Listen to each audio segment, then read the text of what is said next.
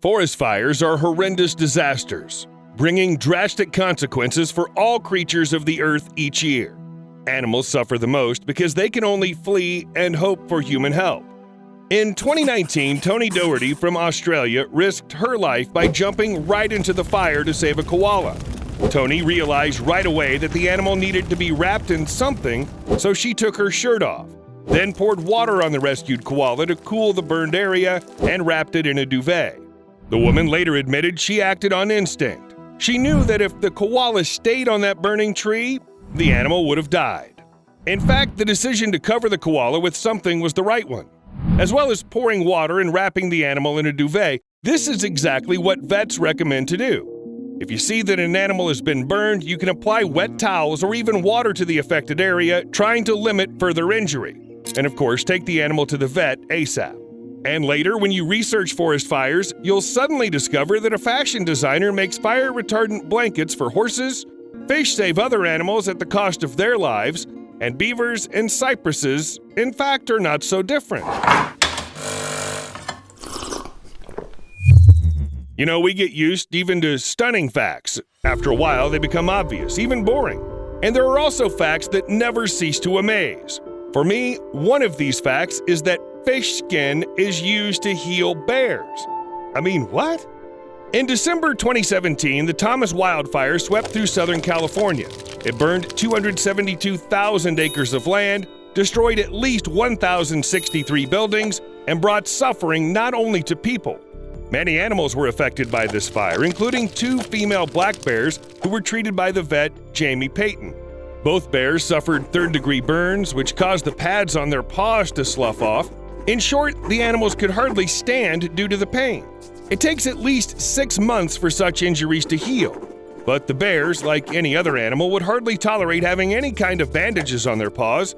Moreover, they could just eat the bandages, and their condition would only get worse. One of the bears was also pregnant.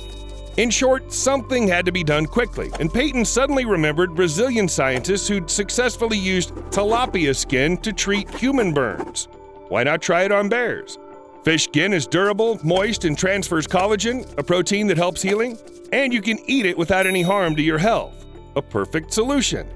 Peyton bought skin from the market, sterilized it, and sutured it onto the injured paws of the animals, adding other edible substances, rice paper, and corn husks to protect the scaly bandages. As a result, the bear's paws healed in a couple of weeks. Just compare half a year versus a couple of weeks. The regeneration was way faster.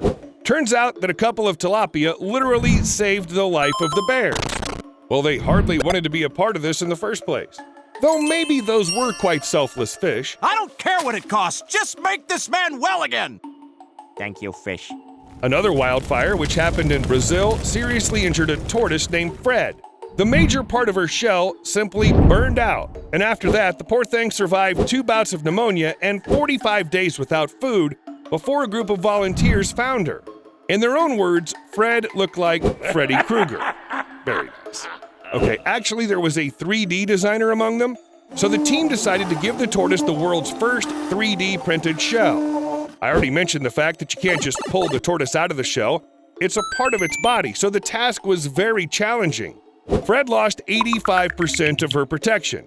It took about 40 photos of the injured tortoise and 40 of a healthy one just to understand exactly how the shell is supposed to look. The 4-piece design was then printed, each piece taking 50 hours to complete. 50 hours! On a piece of the puzzle!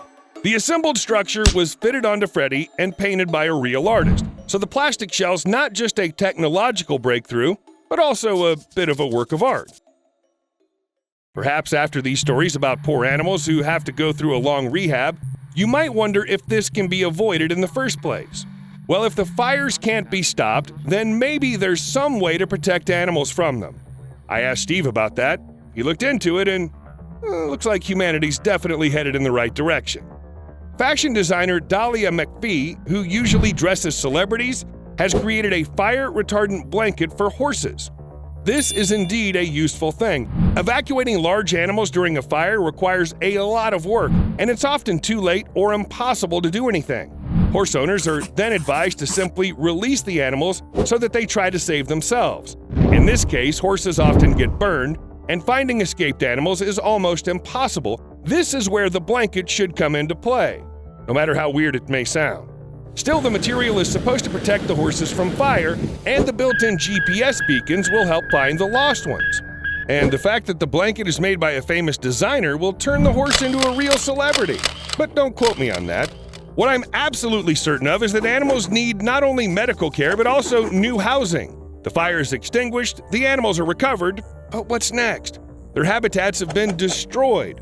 Without a place to hide, they become easy prey for predators. Rats, mice, lizards, and other little creatures are simply doomed. So why not just give them temporary accommodation? After all, this is what we do for people who lost their homes due to natural disasters. Australian environment experts have found a good solution: biodegradable shelters. Essentially, these are cardboard boxes which together make up something like a cardboard city in the North Head Sanctuary. There, the fire destroyed most of the bushes and shrubs, leaving small animals without a home. Well, now they can live in cardboard pyramids with small holes.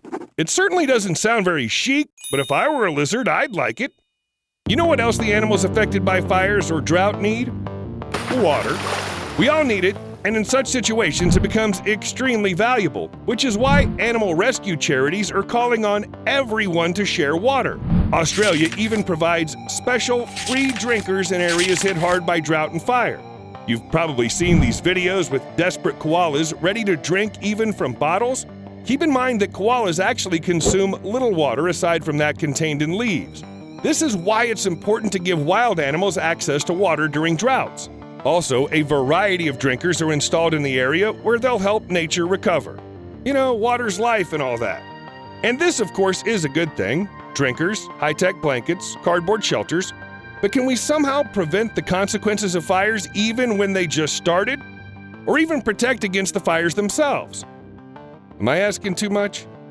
Turns out not. Mankind has already figured out how, for example, to protect these stork nests from fire. You probably know these birds prefer to nest on trees and all sorts of poles. Of course, when a fire is raging everywhere, the flames can reach the nest. But in 2016, experts found out it can be stopped. You just need to remove dry grass and fallen branches around a tree or pole, then apply a special fire retardant to the tree or pole. And it worked. Eyewitnesses described the result as perfectly outlined, absolutely untouched by the fire circles around the nesting poles and trees, surrounded by completely burnt areas. It's so cool that if you show the result to conspiracy theorists, they'll probably decide aliens have something to do with that. Now check out this photo. No, storks have nothing to do with it, nor do people with their special fire retardant treatment. This was done by beavers. Hardly on purpose, though, but scientists have long noticed that areas with a beaver population always stay green and healthy, even if everything around is burned to the ground. Well, that makes sense. Water doesn't burn. But beavers don't just make an oasis for themselves by creating dams, they also act as firefighters. Again, not intentionally. Fire spread faster across dry landscapes, devouring everything along the way. But if a beaver dam suddenly gets in the way of the fire, it'll obviously slow it down. If only because wet sticks can't catch fire. Not to mention super fresh, juicy greenery. This is how the Paradise Islands appear around the scorched desert. And not only the beavers take refuge here, a variety of animals can hide here, from amphibians and reptiles to birds and small mammals. Wait, what's this then?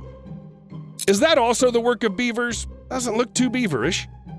And indeed, animals have nothing to do with this. It's just that all the surviving trees are Mediterranean cypresses. When in 2012, a fire swept through an experimental plot in Andía in the Spanish province of Valencia, scientists were naturally upset. They were studying the resistance of cypresses to the fungus there, and it was a shame to lose so many trees. More than 49,000 acres of forest burned down. Oaks, pines, junipers. Nothing was safe from the fire. Except for those cypresses. Scientists were surprised, but soon discovered cypress trees are just too damn moist. Thanks to the special structures of the leaves, they maintain a high content of water even during drought. The forest litter beneath the cypress generally acts like a sponge, retaining water. Imagine how cool the animals must be feeling here. You got water, it's cool, and no fire can reach you. So if someone doesn't like the idea of fighting fires with beavers, you can try cypresses. Okay, so water helps fight fires. You know what else works? The fire itself. Yes, even the U.S. Forest Service admits it.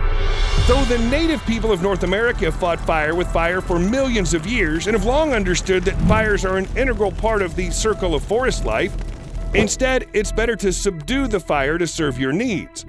By setting relatively small, controlled fires, indigenous tribes such as the Yurok created breaks in sprawling forests and grasslands. Natural wildfires just couldn't cross them because, well, there was nothing left to burn, so fires died down in sadness. Oh, by the way, remember you have to remove grass, branches, and clear the undergrowth, as I said in the part about storks? So it's a very long, difficult, and generally exhausting process, which is why in Spain they decided to outsource that to bison. The project started in 2010, and 7 bison were released on 50 acres of oak forest.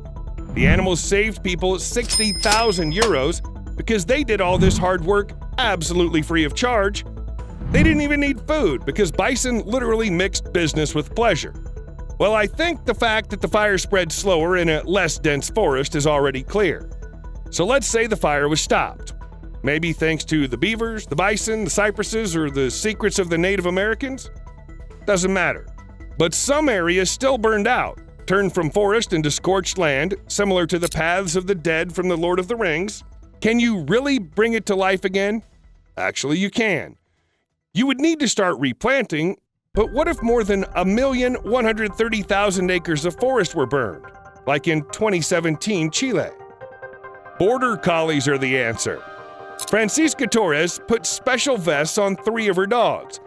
These vests have special satchels with seeds of endemic plants. Then Francisca takes the dogs to different areas of the burned forest and lets them run. Dogs are trained not to attack wild animals, and they know exactly what tasty treat they'll get for spreading seeds.